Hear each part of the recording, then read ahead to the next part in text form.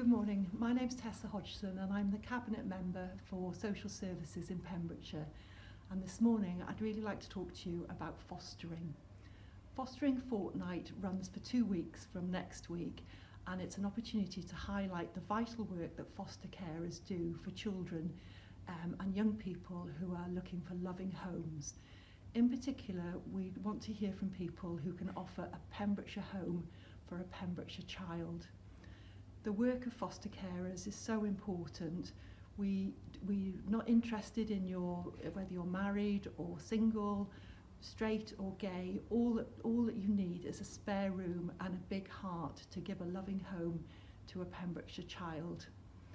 I would really urge you to get in touch with us. We have a team here waiting for your call who are willing to support you right from that initial contact, right through the process, through to the foster panel, and right through to your first placement.